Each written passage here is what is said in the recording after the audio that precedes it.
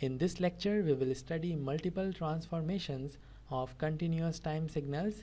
We have already completed scaling, shifting, and reversal of continuous time signals, and when we apply two or more of these three basic operations simultaneously, we call it multiple transformations of continuous time signals. In exam, you will have problems based on multiple transformations as it includes all the three basic operations. So multiple transformation is an important topic, and I will explain step-by-step process to solve the problems having the multiple transformations. Let's take one example. In this example, xt is the original signal or the signal given in the problem, and by using xt we have to find out or plot signal yt, which is equal to capital A small x inside the bracket minus t0 or t0 divided by small a. So this is what we have as the signal yt, which we have to find or plot using the given signal xt. Let's see what are the steps involved to find out signal yt. In step number one, we have to divide minus t by a separately and minus t0 by a separately. So yt is equal to capital A x inside the bracket minus t divided by a minus t0 divided by a.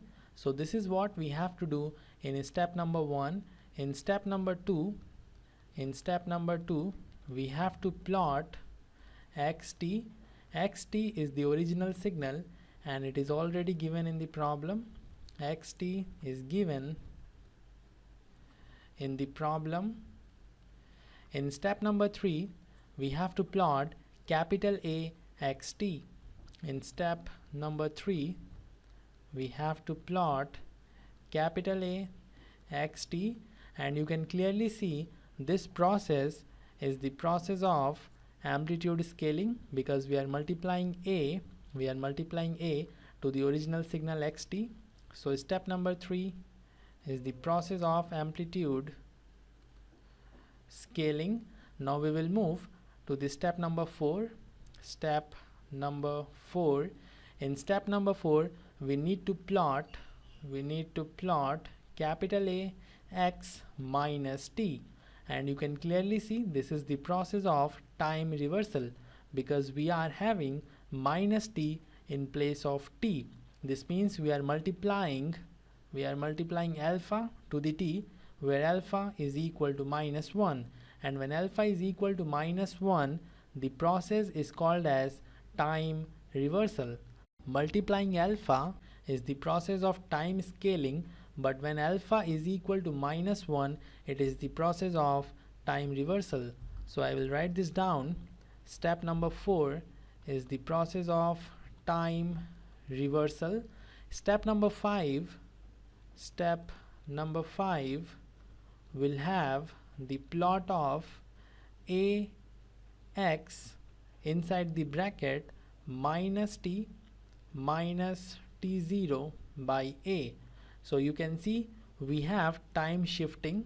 We are subtracting t0 by a from minus t. So step number 5 is the process of time shifting. Now we will move to the last step, which is step number 6. In step number 6, we will plot a x inside the bracket minus t divided by a minus t0 by a. If you compare these two signals, you will find we have multiplied minus t by 1 by a. So step number 6 is the process of time scaling. Step number 6 is the process of time scaling, because we are multiplying 1 by a to minus t. In order to get the correct plot, you have to follow this sequence. First you need to write down yt in this form, then you have to plot the original signal xt. After this we will plot a xt, where a is multiplied to the original signal. So it is the process of amplitude scaling. We can perform amplitude scaling at any time. It is not important to perform it in step number 3. In step number 4, we have performed the time reversal in which we have converted time t to minus t. In step number 5, we have performed time shifting in which we have subtracted t0 by a from minus t, and in the last step we have performed time scaling by multiplying 1 by a to minus t. This sequence from step number 4 to step number 6 must not change. So I will separately write down the priority order. The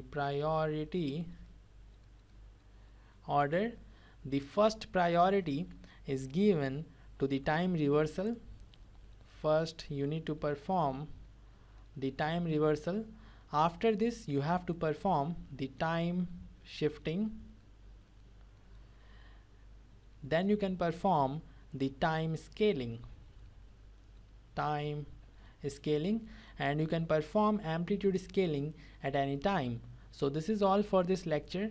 Multiple transformations is an important topic, and you have to follow this priority order. Then only you will have the correct waveform. In the next lecture, we will solve examples based on multiple transformations.